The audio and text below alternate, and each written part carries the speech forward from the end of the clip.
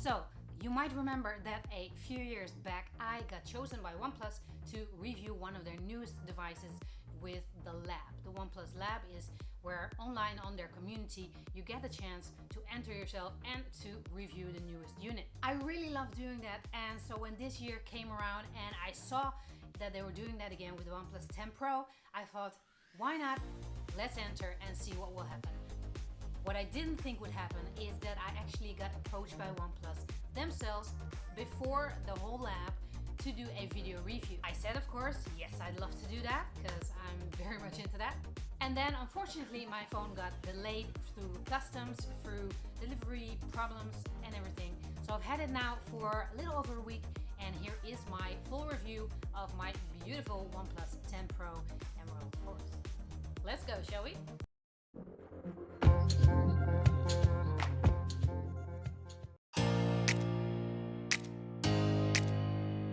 Alright, so first things first, of course, I did a full unboxing video that I'll put live on my channel. I'll put a link down below and maybe a card somewhere also, so you can check that out. But here are some few small things. The OnePlus 10 Pro comes in 3 color options.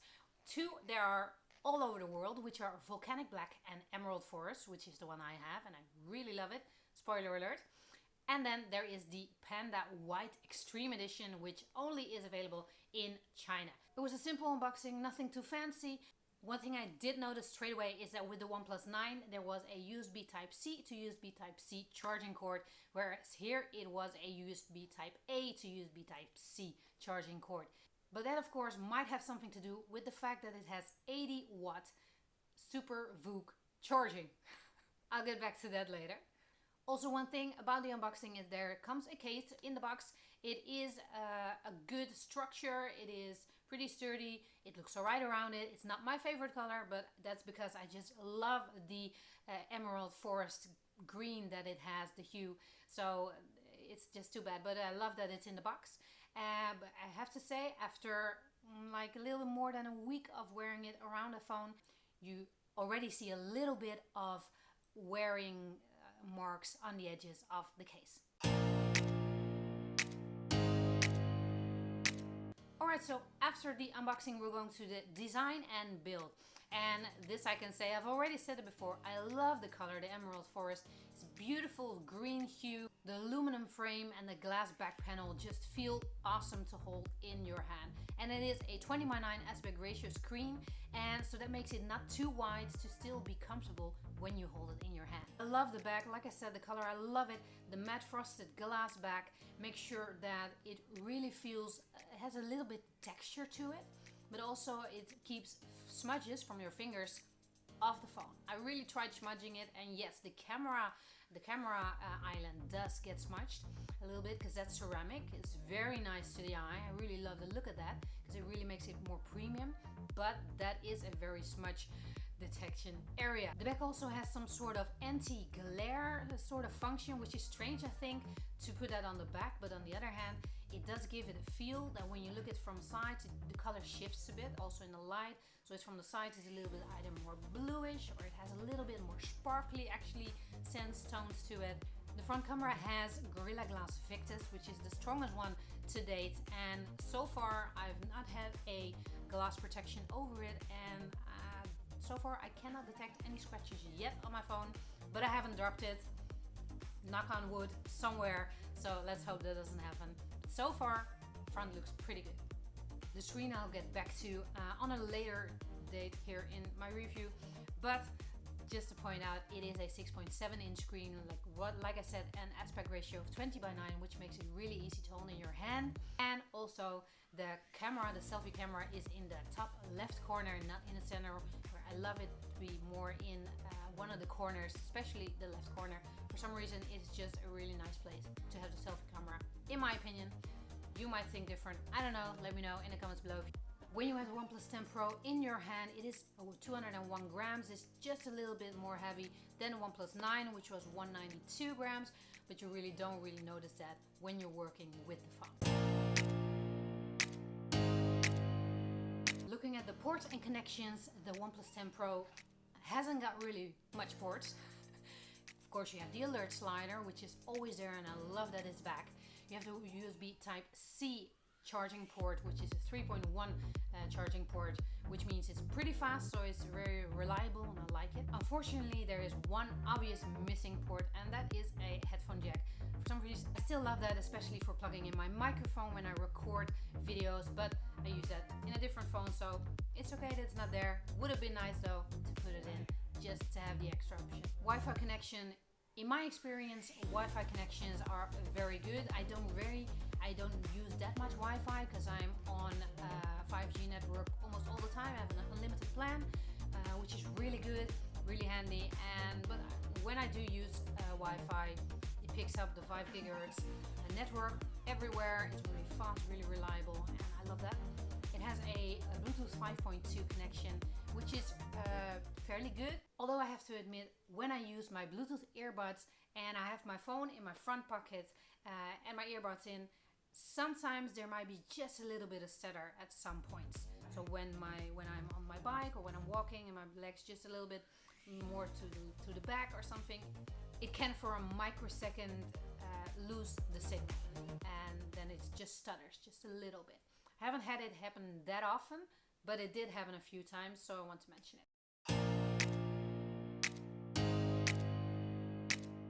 If we're then taking a look at the specifications and the software of the phone, we are looking at an Android 12 based version with Oxygen OS at the bottom of it. And Oxygen OS 12.1, because I already got a little update on the OS to make it run even smoother, and so far it's been pretty good. One bug that does keep popping up, I'll tell you in a little bit. The phone itself has 12 gigabytes of RAM and 256 gigabytes of internal storage, and unfortunately there is no expansion possibility, so no micro SD slot, nano SD slot, nothing. Although you can choose, which I find very interesting, to bump some of your RAMs as extra storage options. It's a fairly interesting way of looking at it, but of course I am not a person who needs 12 gigabytes of RAM. I don't game like super hard. Yeah, I stream pretty good, but if you do use your phone for gaming, that's a little bit more that you're asking for. And then getting back to the bug I was talking about, like Oxygen OS, it runs very smooth, very good. I love how it reacts on all accounts, not have any issues except this one. And that is, if I have a lot of apps open and I want to close them all, you can just swipe up and hold, and then you have all your apps and you can choose close all, and they should close all. But with the OnePlus 10 Pro, the one that I have, they don't. Sometimes it closes just like one, but the rest stays open. So when I open that screen again after that, they're still there.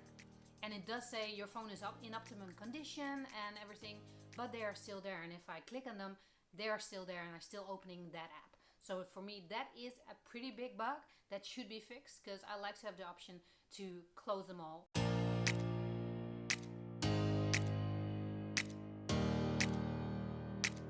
Next item we're going to be looking at is the screen. We're looking at the screen, which is an LTPO2 Fluid AMOLED display with 120 gigahertz refresh rate. The LTPO2 means that it can adjust itself, the refresh rate of the screen, between 1 and 120, depending on what you're doing, which app you're using, how you are using your phone. And it will also learn about that over time. So that is very interesting to take a look at, and well, you don't even realize it just does that itself.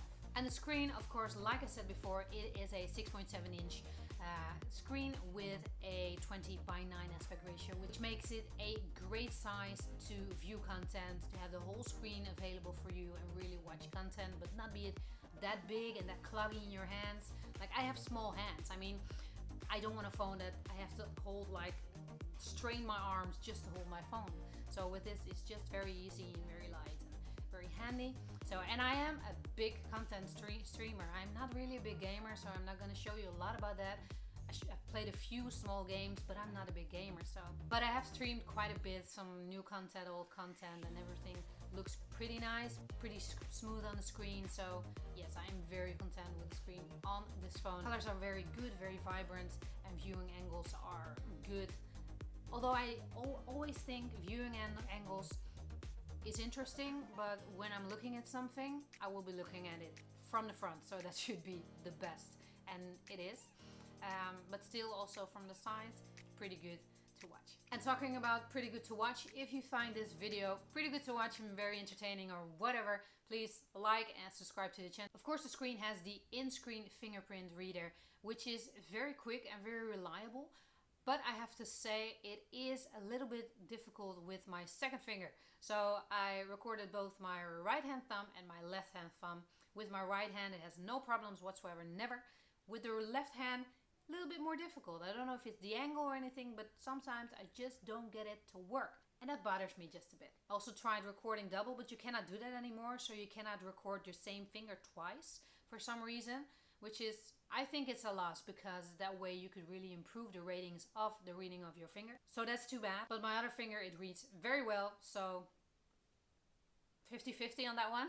But OnePlus, I really give you props for the placement of the fingerprint reader, because the OnePlus 9 was really just too low. And this is just a little bit more higher on the screen, but not too high. So a very good place to put a fingerprint reader. So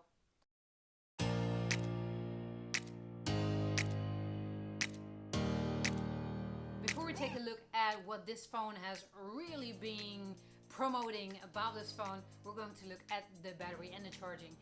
And that's also always a very interesting point, because I think personally that a phone should easily make it through a day and then some, and of course be okay to charge fast and just feel like you can depend on it. And although the OnePlus 10 Pro has a 5000 mAh battery, which I think should be a battery that's equipped for easily a day of work, depending on what you do, I really needed to charge it at the end of the day. At least for my satisfaction, that it would be okay the next morning. I'm not one of those persons who charges their phone overnight. I just don't do it. I make sure at the end of the day, before I go to sleep, it is full enough to get to the next morning. And usually I charge it right before I go to sleep, if that is possible. With OnePlus 10 Pro, I had days where I'd be streaming 2 hours, 3 hours of movies, series, whatever, things on YouTube, anything. Sometimes I would do that more than others. Sometimes I would travel more, so I would watch more than other days. Or I would listen to music also, and that's through Bluetooth. I have a smartwatch that right now is charging, so I don't have it on. But I have a smartwatch. It's always connected through Bluetooth, so that adds a lot as well. So the OnePlus 10 Pro, with a normal day of use for me, with some live streaming, listening to music, always the connection from my smartwatch, and just basic usage of social media and all the other things, was empty with basic normal usage. Around 10, I really needed to charge it, maybe a little earlier. And if I did some really streaming, then around 6 I really need to charge my phone. So for me, with a 5000 mAh battery, that's just a little bit of a shame. I mean, I would have really expected it to be a bit better. And then of course, then we get to the charging point, because you have the 80 watt super VOOC charging battery, which charges very fast. But in my experience, it charges very fast, but not in half an hour for full. It takes about 45 minutes to actually get to full. And that is something I sort of expected, because yes, it does charge faster than the OnePlus 9, but it also has a bigger battery. So I expected sort of like that, but OnePlus does promote around half an hour. That is not the case in my opinion, but still, if I do want to top out just a bit, I mean, if I have like 20 minutes, my phone will be easily around 50% more. So that's awesome, and that's all you need to have a fast, reliable charger. And then last but not least, a little side note, something I absolutely never use, but I find very interesting to have it on your phone. I never got the idea of trying it out, and now actually I did. Reverse wireless charging. It is on this phone, it is there, but it didn't work. I tried it with 3 different phones that have wireless charging, and I put them on top of the phone when turning it on, the wireless charging, and nothing happened.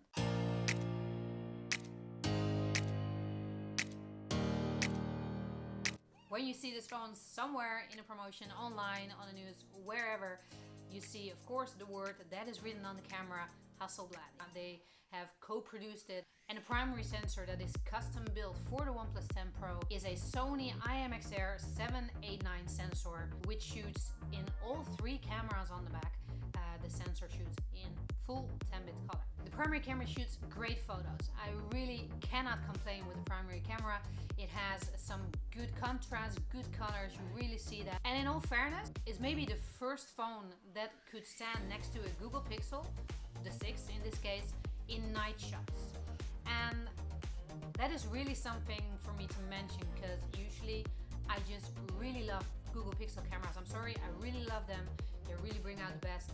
But this, I took a few night shots, and in some of them, the OnePlus 10 Pro actually won. And then of course, looking at some other things, I have to mention it's really good at making still photos of still objects like nature, like people who pose for photos. If there is movement in the shot, then yes, it will get blurry a bit. So it does struggle a little bit with movement in a shot. Of course, you can use that to your advantage by using a long exposure shot or any of the other options. Wide angle camera is very nice. You get some extra options also there. Because of the wide angle camera, you get an option of also a 150-degree screen, or you can use it as a fisheye lens. It does distort the colors just a little bit, to be fair, but it doesn't bother me that much. But you can see the difference. Also made some shots, and also with video, zooming in and out and then all the way out, the colors do change just a little bit. So one thing I would love to mention about the camera system is actually the menu. You really can change that up. You can adjust where you want things to be. Right now there is like night and video, photo, portrait, and then more. But you can change everything up the way you like it, the things you like more, the things you use more. That's something I really like. Also, of course, you have the Pro modes, you have the Expand mode, which is really nice because you get a real full screen of really everything in detail. I love that option, it's beautiful. There are the fisheye lens, of course, and the wide angle lens. You have some other options in the menu that are very interesting, and I'll get into that in a full camera review. But also one thing I would like to show you is this. So I've just activated the dual video function, which means you're seeing me and whatever I'm seeing ahead of me. And you can choose to have this in a round circle, a rectangle in your screen, or split the screen altogether and have them side by side. So you can do a lot of interesting things with this function. Just wanted to show you. And then of course you have the selfie camera, which is a 32 megabits selfie camera recorder. It takes really nice selfies, really like the colors in it. Also love portrait mode with selfies. They do a really good job to detect the person. But I do have to say 2 persons is also still okay, but more if you want to take a group shot or something like that, you won't get as good a result as with other phones. So that is my experience with the camera, both front and back. I really cannot say anything more about it because I really think cameras are, you have to see it, you have to feel it. So I'll make a full video about the camera, front, back camera, all different possibilities and everything. This will come very soon, but for now let's see. So what is the OnePlus 10 Pro and what do I think?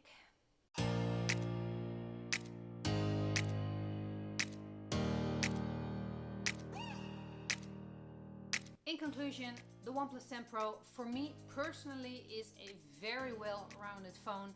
I love the looks of it, I love the color, I love the way the camera island is situated, I love the ceramic styles, I love the aluminum frame, so the build is absolutely beautiful.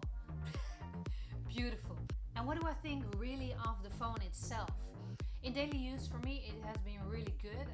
I could rely on it, although yes, I didn't go all through the night with it. But it was one of the only phones I tried it on a few days where I didn't have to get up to work, to leave it at night around 28% and then to make it to the morning, or leave it at 15% and make it to the morning, and it would only drop at night for around 5%. Also always put it at night on Do Not Disturb.